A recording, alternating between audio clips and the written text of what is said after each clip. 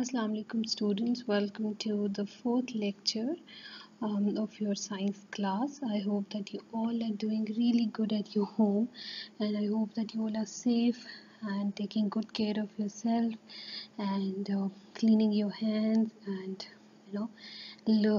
preparing your lectures and you're giving study and play equal time.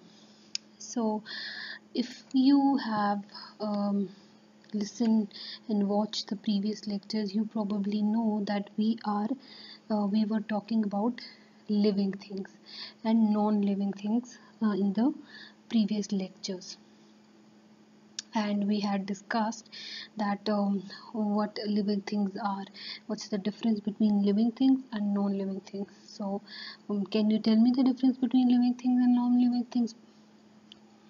Okay, I'll tell you.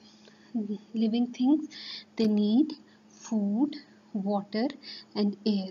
They need food for eating, and water for drinking, and air for breathing. And also, the non-living things, they do not need food, water, or air. For example, the example of living things are a rabbit, or a butterfly, or a plant, or a bird, or a girl, or a boy. And the example of non-living things are teddy bear, pencil, shoes, cups, dress, or a cup, or a table, or a chair, or a book, or a laptop, or iPad, or iPhone, or an Xbox, or a PlayStation. So all these things are non-living things. And also, a living thing, it can move, reproduce, and grow. Living things, they can move on their own. They don't require an external support to move them from one place to another. They can move on their own, and they can reproduce. Means they can produce babies, and they can produce um, uh, offsprings. For example, human beings have babies, animals have babies, you know or or a plant can reproduce as well. If a plant if you break the branch of a plant, the plant still reproduces itself, or branch, or a butterfly, or other things. So these are living things, and they can grow just like human beings. When a person is born, a human being is a baby, but as time passes, it grows into an adult, and then into a man, and then it gets older and older day by day. Similarly, when any animal's baby is born, it's a baby, and then it grows into a big animal. And then when you plant a seed, first of all, a seed is planted in the ground, and the tree and the plant grows from it. So these are examples of living things. But non-living things, they cannot move by itself. For example, let's take an example of a pencil. So if a pencil is placed on a table, it won't move itself until and unless you're going to provide an external support to it. So you need somebody to take living things from one place to another, to move from one place to another. And they cannot reproduce. A pencil cannot have a baby, a teddy bear cannot have a baby, shoes cannot have a baby, or they cannot grow. If you are taking 6 size of the shoes, it cannot grow into a size 7, so it will remain at size 6. So these are the difference between living things and non-living things, which we had discussed in the previous lecture. So let's get started with today's topic, which is, what can living things do? So what comes to your mind when you hear this topic? What can living things do? So let's see. So I have told you that animals, they can reproduce. Okay, reproduce means that they can produce babies. Reproduce means to make a copy of something, or to make something out of something. So these are some of the examples of animals with their babies. What the animals are called when they are reproduced. For example, when a cow, it reproduces, the child that is reproduced, the child that is made, is called a calf. It is called a calf. When a kitten it reproduces a baby, it is called a kitten. When a deer it reproduces, it is called a fawn. When a chicken it reproduces, the small babies of chicken are called chicks. When a dog it reproduces, the baby is called puppy. When a sheep reproduces, it is called lamb. When a goose reproduces, the children are called goslings. When a duck reproduces, the children are called ducklings.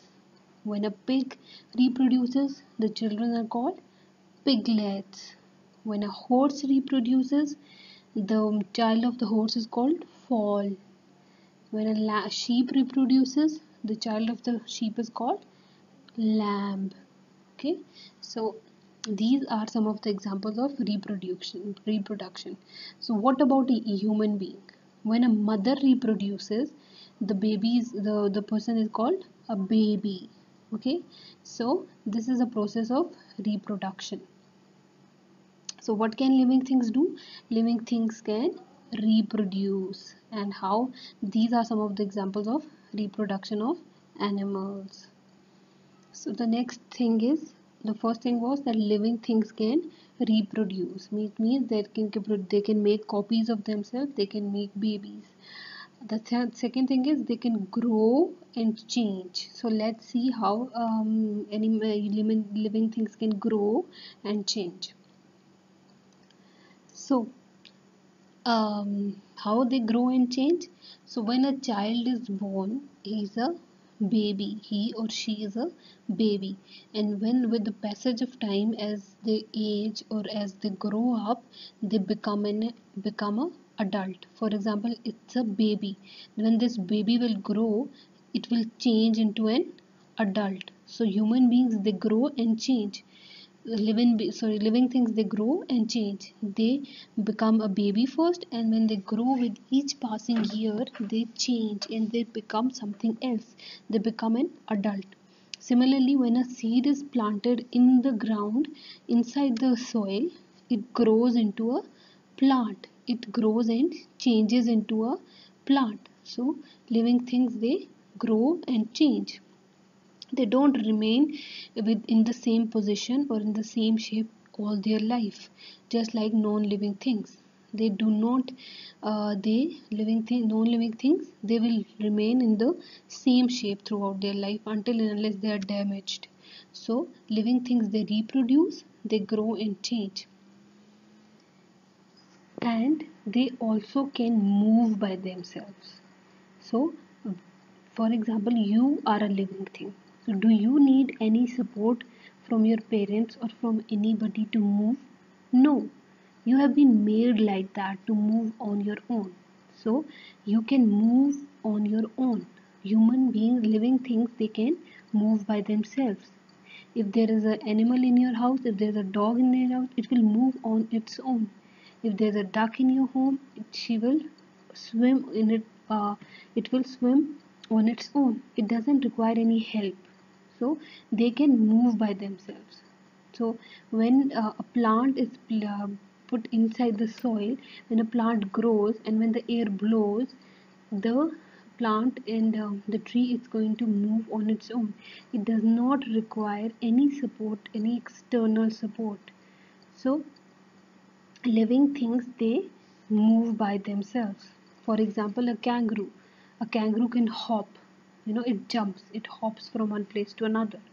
For example, a snake slithers from one place to another on its own. It does not require any help. Okay, so now what can living things do? Living things can reproduce, they can grow and change, and they can move by themselves.